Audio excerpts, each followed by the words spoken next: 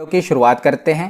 तो जैसा कि हम दिल्ली सल्तनत के बारे में पढ़ रहे थे और मैंने आपको बताया था कि दिल्ली सल्तनत के अंतर्गत हम 1206 ईस्वी से लेकर 1526 ईस्वी तक के इतिहास का अध्ययन करते हैं और इन 320 वर्षों के इतिहास में 5 वंशों ने शासन किया था। तो दिल्ली सल्तनत के अंतर्गत कितने वंशों ने शासन किया था? 5 वंशों ने शासन किया था, जिसमें से गुलाम वंश और खिलजी वंश, इन 2 वंशों के बारे में हम पढ़ चुके हैं। अगर आपने ये वीडियो नहीं देखी तो प्लेलिस्ट में जाकर जरूर देख लें। तो गुलाम वंश और खिलजी वंश के बारे में हमने पढ़ लिया। आज हम पढ़ेंगे तुगलक वंश के बारे में और इसे नेक्स्ट वीडियो में हम सैयद वंश और लोदी वंश को एक ही साथ देख लेंगे। तो आज हम तुगलक वंश के बारे में पढ़ेंगे।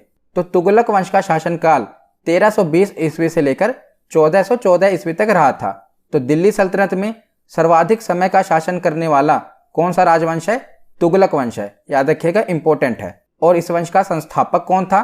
तो गाजी मलिक, जिसका नाम है गियासुद्दीन तुगलक, ये इस वंश का संस्थापक था। तो अब हम गियासुद्दीन तुगलक के बारे में पढ़ते हैं। तो गियासुद्दीन तुगलक का शासनकाल 1320 ईस्वी से लेकर 1325 ईस्वी तक रहा। इसने 5 वर्षों तक शासन किया।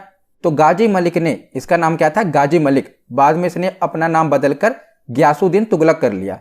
तो गाजी मलिक ने तुगलक वंश की स्थापना की और गियासुद्दीन तुगलक के नाम से अपना राज्याभिषेक करवाया।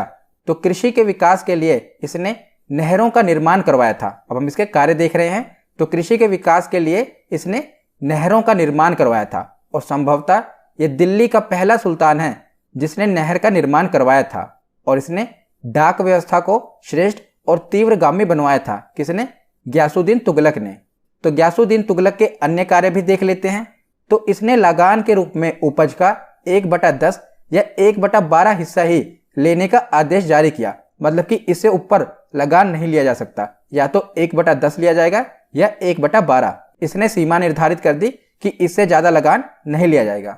और गियासुद्दीन ने अमीरों की भूमि पुनः लौटा दी थी। हमने पीछे खिलजी वंश में पढ़ा था ना कि जो अलाउद्दीन खिलजी है उसने क्या किया था कि जिसके पास ज्यादा जमीनें थी उसने कर लगाकर जमीनें ले ली थी। पर गियासुद्दीन तुगलक ने क्या किया कि अमीरों को उनकी भूमि पुनः लौटा दी थी। याद रखिएगा। और इसने सिंचाई के लिए कुएं एवं नहरों का निर्माण करवाया था। जैसा कि हमने पीछे भी पढ़ा कि दिल्ली का पहला सुल्तान था जिसने नहरों का निर्माण करवाया था। और इसने अलाउद्दीन खिलजी के द्वारा चलाई गई घोड़े को दागने तथा चेहरा प्रथा को प्रभावी तरीके से लागू किया। तो हमने पढ़ा था ना कि अलाउद्दीन खिलजी ने घोड़े को दागने की प्रथा तथा सैनिकों के हुलिया लिखने की प्रथा, यानी कि सैनिकों के चेहरे का स्केच बनाने की प्रथा चलाई थी। तो गियासुद्दीन तुगलक ने भी इस प्रथा को जारी रखा, यानी कि इसने भी घोड़े को दागने की प्रथा तथा सैनिकों के हुलिया लिखने की प्रथा को प्रभावी रूप से लागू किया। उसके बाद हम इसके सैन्य अभियान देख लेते हैं। तो सबसे पहले है तेलंगाना विजय। तो जूना खां के नेतृत्व में इसकी सेना ने तेलंगाना पर विजय प्राप्त की और इसी के बाद जूना खां का नाम मोहम्मद बिन तुगलक पड़ गया। तो यही गियासुद्दीन तुगलक के बाद जो अगला शासक बनेगा वो कौन होगा? मोहम्मद बिन तुगलक। तो मोहम्मद बिन तुगलक का पहले नाम क्या था? जूना खां। और इसी के नेतृत्व में गियासुद्दीन तुगलक की सेना ने तेलंगाना पर विजय प्राप्त की। तो अगला अभियान है तिरहुती विजय, यानी कि मंगोलों पर विजय। तो उसके बाद जूना खां के नेतृत्व में इसने मंगोलों पर भी विजय प्राप्त की। तो 2 अभियानों के बाद गियासुद्दीन तुगलक ने खुद के नेतृत्व में बंगाल अभियान किया। और जब यह बंगाल अभियान से वापस आ रहा था तो इसने सूफी संत निजामुद्दीन औलिया के पास संदेश भेजा कि वह दिल्ली को छोड़ दें। तो जो सूफी संत थे निजामुद्दीन औलिया, इनकी प्रख्याति काफी फैल रही थी। तो गियासुद्दीन तुगलक ने उन्हें दिल्ली छोड़ने के लिए कह दिया। तो इसके जवाब में निजामुद्दीन औलिया ने कहा था, हुनूज दिल्ली दूरस्त, जिसका मतलब है कि हुजूर दिल्ली अभी दूर है। और आप देखते हैं कि आज भी इस वाक्य को मुहावरे के रूप में यूज किया जाता है कि दिल्ली अभी दूर है, यानी कि मंजिल अभी दूर है। ये किसने कहा था? निजामुद्दीन औलिया ने गियासुद्दीन तुगलक को कहा था कि हुनूज दिल्ली दूरस्त, यानी कि हुजूर दिल्ली अभी दूर है। और जब निजामुद्दीन औलिया ने यह वाक्य कहा तो जो गियासुद्दीन तुगलक है ना, वो दिल्ली वापस नहीं लौट पाया। आप देखेंगे बंगाल अभियान से ये वापस आ रहा है और रास्ते में ही इसकी मौत हो जाएगी। ये दिल्ली वापस नहीं लौट पाएगा। तो उसके बाद देखते हैं कि इसकी मृत्यु कैसे हुई। तो अब हम देखते हैं कि गियासुद्दीन तुगलक की मृत्यु कैसे हुई। तो जब गियासुद्दीन तुगलक बंगाल अभियान से लौट रहा था, तब लौटते समय तुगलकाबाद से 8 किलोमीटर की दूरी पर स्थित अफगानपुर में एक महल में सुल्तान गियासुद्दीन प्रवेश करते हैं और वही महल उनके ऊपर गिर जाता है। जिस कारण महल के अंदर दबकर इनकी मृत्यु हो जाती है। तो 1325 ईस्वी में गयासुद्दीन तुगलक की मृत्यु कहां पर हो जाती है? तुगलका पास से 8 किलोमीटर की दूरी पर अफगानपुर में महल के नीचे ये दबकर मर जाते हैं। महल क्या होता है? एक तंबू सा बनाया होता है, जैसा कि आपने फिल्मों में भी देखा होगा कि जब राजा किसी युद्ध के लिए जाते थे तो बीच में उनका पड़ाव लगता था ना, तो तंबू टाइप बनाया जाता था। तो उस तंबू के गिर जाने के कारण गयासुद्दीन तुगलक की मौत हो गई और माना जाता है कि षड्यंत्र रचा गया था गयासुद्दीन तुगलक को मारने के लिए। तो गयासुद्दीन तुगलक का जो मकबरा बना है वो कहां पर बना है? तुगलकाबाद में बना है। यह भी पूछा गया है कि गयासुद्दीन तुगलक का मकबरा कहां पर है? तुगलकाबाद में। तो गयासुद्दीन तुगलक की मृत्यु के बाद उसका पुत्र जूना खां, जिसे मोहम्मद बिन तुगलक कहते हैं, ये दिल्ली की गद्दी पर बैठा और मोहम्मद बिन तुगलक दिल्ली के सुल्तानों में से सर्वाधिक विद्वान था। याद रखिएगा, यह सबसे ज्यादा पढ़ा लिखा था और सबसे ज्यादा बेवकूफ भी यही था, मोहम्मद बिन तुगलक। ये अपनी सनक भरी योजनाओं के कारण इसे सोपनशील, पागल एवं रक्त पिपासु कहा जाता है, क्योंकि ये कोई भी योजना बिना सोचे समझे कि उसका परिणाम क्या होगा ये लागू कर देता था। इसको कोई भी सपना आया तो ये अगले दिन उसको लागू कर देगा। मतलब कि मोहम्मद बिन तुगलक ये नहीं सोचता था कि उसका परिणाम क्या होगा, बस ये योजनाओं को लागू कर देता था। और इसे रक्त पिपासु भी कहा जाता था, यानी कि जनता का रक्त चूसने वाला। किसे? मोहम्मद बिन तुगलक को।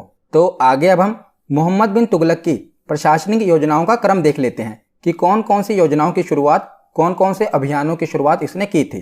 तो 6 योजनाओं की शुरुआत इसने की थी जो कि पूरी तरह से असफल रही थी। सबसे पहले इसको हम डिटेल में पढ़ेंगे भी, एक बार देख लेते हैं। तो सबसे पहले इसने दोआब में कर वृद्धि की योजना शुरू की। दोआब यानी कि 2 नदियों के बीच का स्थान जो कि काफी उपजाऊ होता है। जैसे कि आप पंजाब में देखते हैं कि काफी सारे दोआब हैं, यानी कि 2 नदियों के बीच का एरिया जो कि काफी उपजाऊ होता है। तो वहां पर इसने कर में वृद्धि की योजना कर दी, क्योंकि इसने सोचा जो भी दोआब हैं वो काफी उपजाऊ होते हैं, इसीलिए इसने कर वृद्धि योजना कर दी दोआब पर। दूसरी इसकी योजना है राजधानी परिवर्तन की, वो आगे हम देखेंगे। तीसरी है प्रतीक मुद्रा की योजना। इसने सांकेतिक मुद्रा की शुरुआत की थी, जैसे आज हम देखते हैं ना नोट वगैरह, सिक्के वगैरह, इसने उसी प्रकार प्रतीक मुद्रा की भी शुरुआत की थी। चौथा इसका अभियान था खुरासान अभियान, वो भी असफल रहा। 5वां अभियान था कराचील अभियान, ये भी असफल रहा। और छठा था कृषि उत्पादन वृद्धि की योजना। तो ये 6 प्रकार के महत्वपूर्ण योजनाएं हैं क्रम से, जो कि मोहम्मद बिन तुगलक के द्वारा शुरू की गई थी। तो सबसे पहले देखते हैं दोआब में कर वृद्धि योजना। तो मोहम्मद बिन तुगलक राजकीय आय को बढ़ाना चाहता था, इसीलिए करों में वृद्धि की योजना बनाई और इस योजना को सर्वप्रथम दोआब क्षेत्र में लागू किया गया। जैसा कि मैंने आपको बताया कि जो 2 नदियों के बीच का क्षेत्र होता है उसे दोआब कहा जाता है, क्योंकि वो काफी उपजाऊ होता है। परंतु जब इसने यह योजना लागू की तब दुर्भाग्यवश दोआब क्षेत्र में अकाल पड़ गया, यानी कि सूखा पड़ गया और किसान राहत की अपेक्षा कर रहे थे। और उसी समय इसने ये योजना लागू कर दी कि अब आपसे और ज्यादा कर लिया जाएगा, जिसके परिणाम स्वरूप क्या हुआ कि किसानों ने विद्रोह कर दिया और किसानों का ये पहला विद्रोह था। तो किसानों के विद्रोह के कारण इसने क्या किया कि किसानों की भलाई के लिए दीवाने अमीर कोही नामक एक विभाग बनाया। इस विभाग का क्या काम था कि किसानों को कम दरों पर ऋण दिया जाए, यानी कि किसानों की सहायता की जाए, उन्हें ऋण प्रदान किया जाए। यह किस विभाग का काम था? दीवाने अमीर कोही। तो ये एग्जाम में पूछा गया है कि दीवाने अमीर कोही किससे संबंधित है? तो कृषि विभाग से संबंधित है। और इसकी शुरुआत किसने की थी? तो मोहम्मद बिन तुगलक ने इसकी शुरुआत की थी। तो उसके बाद इसकी अगली योजना देखते हैं, तो राजधानी परिवर्तन की योजना। तो इसने राजधानी को दिल्ली से देवगिरी, जिसे अब दौलताबाद कहा जाता है, इसने राजधानी को दिल्ली से देवगिरी स्थानांतरित कर दिया। तो ये राजधानी को दक्षिण में ले गया। तो इसका मुख्य उद्देश्य क्या था? तो इसका मुख्य उद्देश्य था मंगोल आक्रमण से बचना तथा दक्षिण में इस्लाम का प्रसार करके वहां राजनीतिक के प्रभुत्व स्थापित करना। इसीलिए इसने राजधानी को दिल्ली से दौलताबाद बनाने का आदेश दे दिया। परंतु जब इसने अपनी राजधानी दिल्ली से दौलताबाद स्थानांतरित की, उसके बाद यह असफल रहा और प्रजा के विद्रोह के कारण दोबारा इसे दिल्ली वापस आना पड़ा, यानी कि इसे अपनी राजधानी दोबारा दिल्ली बनानी पड़ी। तो यह भी योजना इसकी असफल रही। उसके बाद देखते हैं सांकेतिक मुद्रा की योजना। तो मोहम्मद बिन तुगलक ने तांबे और कांसे के सिक्के चलवाए, जिनका मूल्य चांदी के टंके के मूल्य के बराबर होता था। तो खिलजी वंश में हमने पढ़ा था ना टंका और जीतल के बारे में, 2 मुद्राएं होती थी। तो इसने तांबे और कांसे के सिक्के चलवाए जिनका मूल्य चांदी के टंके के बराबर होता था। पर इसने अपनी मुद्रा के निर्माण विधि को गुप्त नहीं रखा। जैसा कि आप देखते हैं आरबीआई जो भी नोट बनाती है उसमें कुछ सिक्योरिटी फीचर होते हैं, जिससे हमें पता चल पाता है कि ये नोट असली है। हालांकि असली नोट की भी नकल कर ली जाती है, पर इतना आसान नहीं होता। उसमें आप देखते हैं ना, कुछ सिक्योरिटी फीचर होते हैं, पर इसने मोहम्मद बिन तुगलक ने जब सिक्के चलवाए तो ऐसा कोई भी सिक्योरिटी फीचर नहीं रखा, जिस कारण क्या हुआ, घर घर में नकली सिक्का बनने लगा और पूरा बाजार नकली सिक्कों से भर गया। और जब इसे समझ आया कि जो इसकी योजना है सिक्के चलाने की ये असफल रही, तब इसने क्या किया, ये आदेश दे दिया कि जिन लोगों के पास सांकेतिक मुद्रा है वो मेरे पास जमा करा दें और असली सिक्के, चांदी के सिक्के ले जाएं। तो देख रहे हैं आप कितना मूर्ख है। पहले इसने क्या किया, मुद्रा बिना सोचे समझे चलवा दी। उसके बाद जब इसे पता चला कि घर घर में नकली सिक्के बन रहे हैं, तो नकली सिक्कों को बाजार से वापस लेने के लिए इसने क्या कहा कि जिसके पास सिक्के हैं वो मेरे पास ले आए और असली सिक्के, चांदी के सिक्के ले जाए। तो इसका परिणाम क्या निकला, जिसने नकली सिक्के नहीं भी बनवाए थे ना असली सिक्कों के लिए, उसने भी नकली सिक्के बनवाने शुरू कर दिए। तो ये योजना भी इसकी असफल रही। इसकी अगली योजना थी खुरासान अभियान योजना।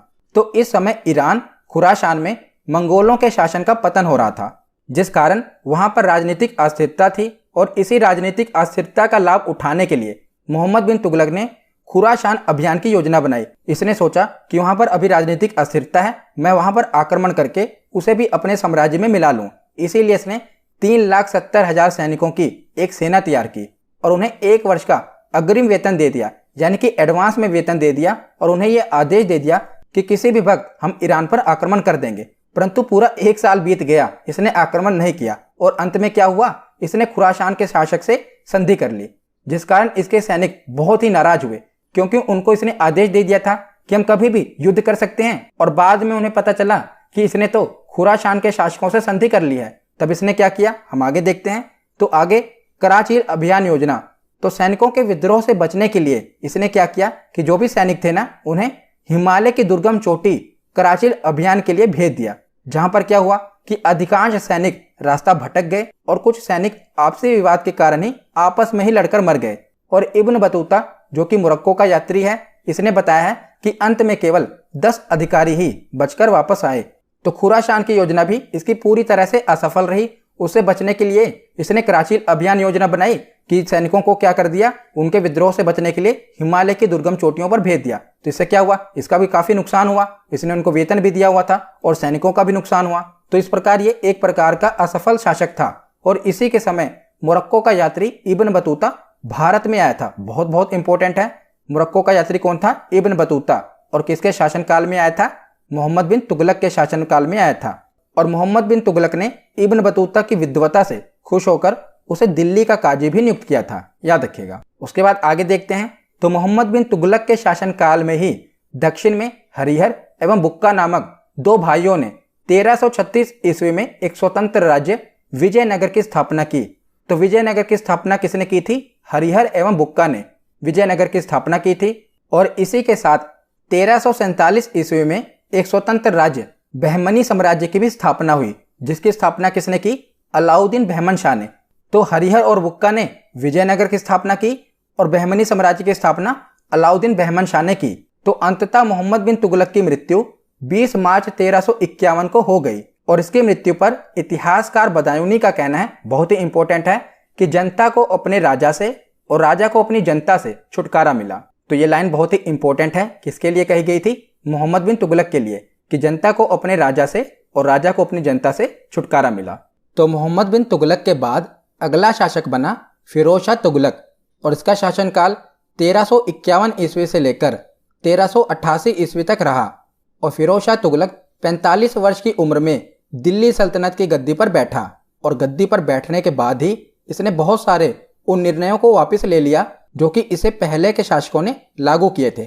तो इसने अपने पूर्व के शासकों के द्वारा लिए गए बहुत सारे निर्णयों को वापस ले लिया और इसने शरीयत के अनुसार शासन किया। और शरीयत में जिन करों का उल्लेख नहीं था उसे इसने बंद कर दिया। तो फिरोज शाह तुगलक अपने प्रशासनिक और लोक कल्याणकारी कार्यों के लिए प्रसिद्ध था। कुछ इतिहासकारों ने इसे सल्तनत काल का अकबर भी कहा है, क्योंकि इसने बहुत सारे लोक कल्याणकारी कार्य किए हैं, वो हम आगे देख लेंगे। तो फिरोज शाह तुगलक ब्राह्मणों पर जजिया कर लगाने वाला पहला मुस्लिम शासक भी था। ये भी इंपॉर्टेंट है। तो जजिया कर की बात आई है तो एक बार हम जजिया कर के बारे में पढ़ लेते हैं, क्योंकि जजिया कर से बहुत से प्रश्न बनते हैं। पहले भी मैंने आपको जजिया कर के बारे में पढ़ाया था, एक बार आपकी रिवीजन भी हो जाएगी। तो देख लेते हैं। तो जजिया कर क्या है, पहले तो आपको ये पता होना चाहिए। तो जजिया कर गैर मुसलमानों से लिया जाने वाला एक प्रकार का सुरक्षात्मक कर था। तो सबसे पहले मोहम्मद बिन कासिम ने भारत पर सबसे पहले जजिया कर लगाया था। किसने? मोहम्मद बिन कासिम ने। तो इसने जजिया कर से निम्नलिखित लोगों को मुक्त रखा था, यानी कि इनसे जजिया कर नहीं लिया जाएगा। तो किनसे? बच्चों से, बूढ़ों से, औरतों से, विकलांगों से और ब्राह्मणों से। इन 5 लोगों से जजिया कर नहीं लिया जाएगा। परंतु फिरोज शाह तुगलक, अभी हम पढ़ रहे हैं ना फिरोज शाह तुगलक के बारे में, तो फिरोज शाह तुगलक ने क्या किया कि जो ब्राह्मण है ना, ब्राह्मणों पर भी जजिया कर लगा दिया। याद रखिएगा, इंपॉर्टेंट है। उसके बाद क्या हुआ? तो अकबर, मुगल साम्राज्य में हम अकबर के बारे में पढ़ेंगे। तो अकबर ने 1564 ईस्वी में जजिया कर को समाप्त कर दिया था। परंतु उसके बाद औरंगजेब ने 1679 ईस्वी में दोबारा जजिया कर को लागू कर दिया। यानी कि अकबर ने समाप्त किया और औरंगजेब ने दोबारा जजिया कर लागू कर दिया। परंतु जजिया कर को अंतिम रूप से समाप्त करने वाला शासक कौन था? मोहम्मद शाह रंगीला। तो हमने पूरा जजिया कर का इतिहास पढ़ लिया कि किसने लागू किया, किसने बंद किया और किसने अंतिम रूप से बंद कर दिया। तो मोहम्मद शाह रंगीला ने इसे अंतिम रूप से समाप्त कर दिया। मोहम्मद बिन कासिम ने इसकी शुरुआत की और मोहम्मद शाह रंगीला ने इसे अंतिम रूप से समाप्त कर दिया। तो यह था जजिया कर के बारे में। इससे बहुत से प्रश्न बने हैं कई बार, इसीलिए इंपॉर्टेंट है। तो हमने पढ़ा कि फिरोज शाह तुगलक को सल्तनत काल का अकबर कहा जाता है। क्यों? इसके प्रशासनिक और लोक कल्याणकारी कार्यों के लिए। तो इसके लोक कल्याणकारी कार्य देख लेते हैं। तो सबसे पहले है ऋण की समाप्ति। तो फिरोज शाह तुगलक के शासक बनते ही इसने किसानों के ऋणों को माफ कर दिया और केवल 4 प्रकार के ही कर लगाए थे। कौन कौन से? पहला था खराज, जो कि लगान है।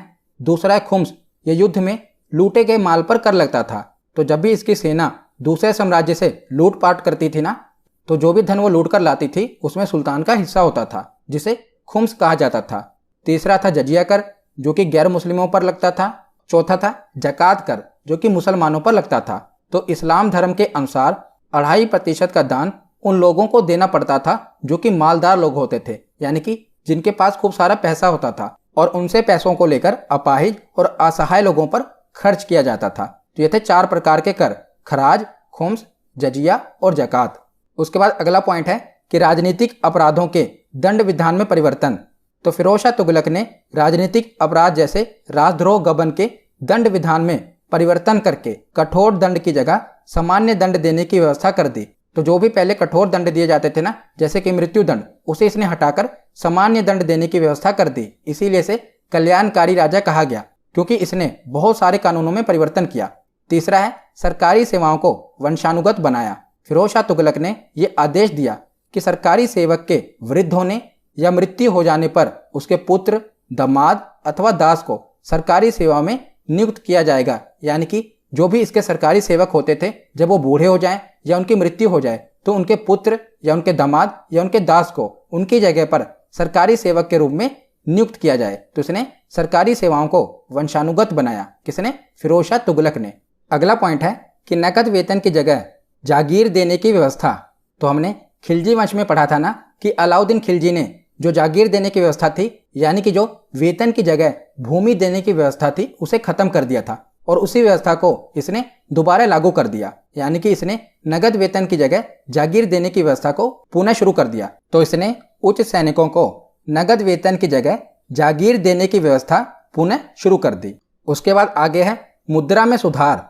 तो फिरोज शाह तुगलक ने 3 प्रकार की मुद्राओं का प्रचलन किया। पहला था शंशगनी, दूसरा था अध और तीसरा है विक। तो आपको तीनों के नाम याद होने चाहिए, शंशगनी, अध और विक। तो शंशगनी क्या है? तो ये चांदी की मुद्रा थी। ये टंका के मूल्य के 1/6 थी। हमने पीछे पढ़ा था खिलजी वंश में 2 प्रकार की मुद्राएं थी, एक थी टंका और दूसरी थी जीतल। टंका चांदी की मुद्रा होती थी और जीतल तांबे की मुद्रा होती थी। तो इसने जो शंशगनी मुद्रा बनाई ना, इसका मूल्य टंका के मूल्य के 1/6 था, याद रखिएगा। दूसरा था अध, ये तांबे की मुद्रा थी और ये जीतल के मूल्य का 1/2 थी, यानी कि जीतल के मूल्य से आधा मूल्य था अध का। और तीसरी मुद्रा थी विक, ये भी तांबे की मुद्रा थी और इसका मूल्य तांबे के मूल्य का 1/4 था, यानी कि जीतल के मूल्य का 25% इसका मूल्य था विक का। तो आपको बस इतना याद होना चाहिए कि 3 प्रकार की मुद्राएं थी, शंशगनी, अध और विक। इसका जो मूल्य है वो अगर आपको नहीं भी याद होगा तब भी चलेगा। ये तो मैंने बस आपको एक्स्ट्रा इन्फॉर्मेशन दी है। आपको पता होना चाहिए कि 3 प्रकार की मुद्राएं चलाई थी, शंशगनी, अध और विक। उसके बाद आगे है नहरों का निर्माण। तो इसने अनेक नहरों का निर्माण करवाया था और ये नहरें दिल्ली एवं हरियाणा के मध्य केंद्रित थी। जो किसान इन नहरों से सिंचाई करते थे उन पर कर भी लगाया गया था, याद रखिएगा। और इस कर को क्या कहा गया? हके शर्ब। क्या कहा गया?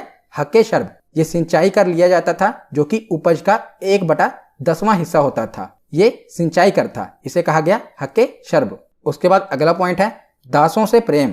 तो ये सर्वाधिक दास प्रेमी सुल्तान था फिरोज शाह तुगलक। इसके पास 1,80,000 दास थे और इसने दासों को नियंत्रित करने के लिए दीवाने बंदगान अर्थात दासों का विभाग स्थापित किया था। क्या नाम था? दीवाने बंदगान। और प्रत्येक दास को 10 से 100 टंका वार्षिक वेतन भी दिया जाता था। तो ये दास प्रेमी था और उनके लिए अलग विभाग इसने बनाया था, दीवाने बंदगान। उसके बाद आगे है शिफा खाना की व्यवस्था, यानी कि निशुल्क चिकित्सालय। इसने शिफा खाना की व्यवस्था भी की थी। इसने अनेकों निशुल्क चिकित्सालय की स्थापना करवाई थी और दार उल शफा नामक राजकीय अस्पताल खुलवाए थे जो कि निशुल्क इलाज करते थे। इसीलिए इसे कल्याणकारी राजा कहा गया और दिल्ली सल्तनत का अकबर कहा गया। किसे? फिरोज शाह तुगलक को। तो फिरोज शाह तुगलक के बाद उसके उत्तराधिकारी देख लेते हैं। तो फिरोज शाह तुगलक के 2 पुत्र थे, फतेह खां और मोहम्मद खां। तो फतेह खां की मृत्यु फिरोज शाह तुगलक के जीवन काल में ही हो गई थी, तो फतेह खां तो राजा नहीं बन पाएगा। उसके बाद बचा कौन? मोहम्मद खां। तो मोहम्मद खां को फिरोज शाह तुगलक के दासों ने राजधानी से ही भगा दिया। इस कारण फतेह खां का जो पुत्र था ना, तुगलक शाह द्वितीय, ये इसका उत्तराधिकारी बना। यानी कि फिरोज शाह तुगलक के बाद उसका अगला उत्तराधिकारी कौन बना? उसके पुत्र मोहम्मद खां का पुत्र तुगलक शाह तृतीय। इसने 1388 से लेकर 1389 तक दिल्ली सल्तनत पर शासन किया। काफी कम समय तक इसने शासन किया क्योंकि एक अयोग्य शासक था। उसके बाद 1389 में इसकी मृत्यु हो गई और इसकी मृत्यु के बाद उसका छोटा भाई अबू बकर शाह ये दिल्ली का अगला सुल्तान बना। और अबू बकर शाह के बाद छोटे काल के लिए और भी कई सुल्तान बने पर उनका इतना प्रभाव ना रहा। और तुगलक वंश का अंतिम सुल्तान कौन बना? नसीरुद्दीन महमूद। इसके बारे में हम थोड़ा पढ़ लेते हैं क्योंकि ये थोड़ा इंपॉर्टेंट है। तो नसीरुद्दीन महमूद शाह ये तुगलक वंश का अंतिम शासक बना। तो मार्च 1394 ईस्वी में दिल्ली सल्तनत का अंतिम शासक कौन बना? नसीरुद्दीन महमूद शाह। और ये भी इतना योग्य शासक नहीं था, इसीलिए इसकी दुर्दशा को देखकर ये व्यंग्य में कहा जाता था कि विश्व के सम्राट तुगलकों का राज्य दिल्ली से पालम तक फैला हुआ था। तो एक प्रकार का ये व्यंग्य था। दिल्ली से पालम की दूरी काफी कम है, तो इसके समय जो तुगलक वंश का साम्राज्य था ना, वो काफी सिकुड़ गया था। इसीलिए कहा गया कि तुगलकों का राज्य दिल्ली से पालम तक फैला हुआ है, मतलब कि बहुत ही कम दूरी तक फैला हुआ है।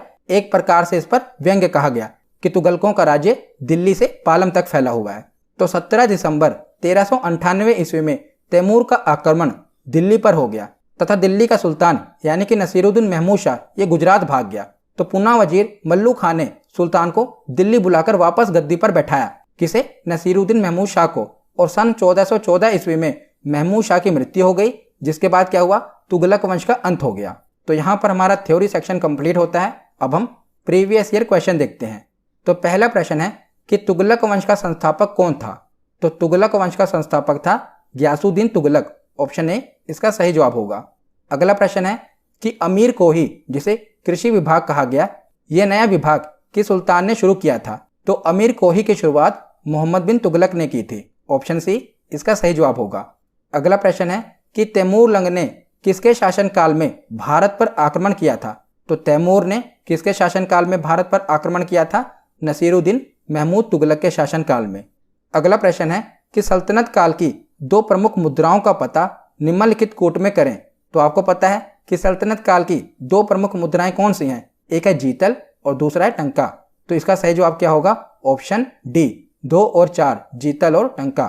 अगला प्रश्न है कि दिल्ली के किस मुस्लिम शासक के निधन पर इतिहासकार बदायूनी ने कहा था कि राजा को अपनी प्रजा से और प्रजा को अपनी राजा से मुक्ति मिली? तो किसके लिए कहा गया था? मोहम्मद बिन तुगलक के लिए। ऑप्शन बी इसका सही जवाब होगा। अगला प्रश्न है कि दिल्ली सल्तनत के तुगलक राजवंश का अंतिम शासक कौन था? तो तुगलक राजवंश का अंतिम शासक कौन था? नसीरुद्दीन महमूद शाह। ऑप्शन सी इसका सही जवाब होगा। अगला प्रश्न है कि कौन से सुल्तान की मृत्यु अफगानपुर तुगलकाबाद में लकड़ी के बने स्वागत भवन के गिरने से हो गई थी? तो किसकी मृत्यु महल गिरने से हो गई थी? गियासुद्दीन तुगलक की। ऑप्शन बी इसका सही जवाब है। अगला प्रश्न है कि नहर निर्माण कराने वाला दिल्ली का प्रथम सुल्तान कौन था? तो नहर निर्माण कराने वाला दिल्ली का प्रथम सुल्तान तुगलक वंश का संस्थापक था। ऑप्शन ए गियासुद्दीन तुगलक इसका सही जवाब होगा। अगला प्रश्न है कि इतिहासकारों ने किस शासक को दिल्ली सल्तनत का अकबर कहा है? तो इतिहासकारों ने बताइए किस शासक को दिल्ली सल्तनत का अकबर कहा है? फिरोज शाह तुगलक को। ऑप्शन ए इसका सही जवाब होगा। अगला प्रश्न है कि सुल्तान बनने के पूर्व किसका नाम जूना खां था? तो सुल्तान बनने से पूर्व किसका नाम जूना खां था? मोहम्मद बिन तुगलक का। ऑप्शन बी इसका सही जवाब है। अगला प्रश्न है कि मोहम्मद बिन तुगलक की मृत्यु कहां पर हुई थी? तो इसकी मृत्यु दौलताबाद में हुई थी। ऑप्शन सी इसका सही जवाब है। आज का आखिरी प्रश्न है कि दिल्ली के किस सुल्तान ने ब्राह्मणों पर जजिया कर लगाया था? तो किसने लगाया था? फिरोज शाह तुगलक ने। इसने ब्राह्मणों पर भी जजिया कर लगा दिया था। तो आज की ये वीडियो यहीं पर खत्म होती है। कैसी लगी ये वीडियो कमेंट सेक्शन में जरूर बताना। धन्यवाद।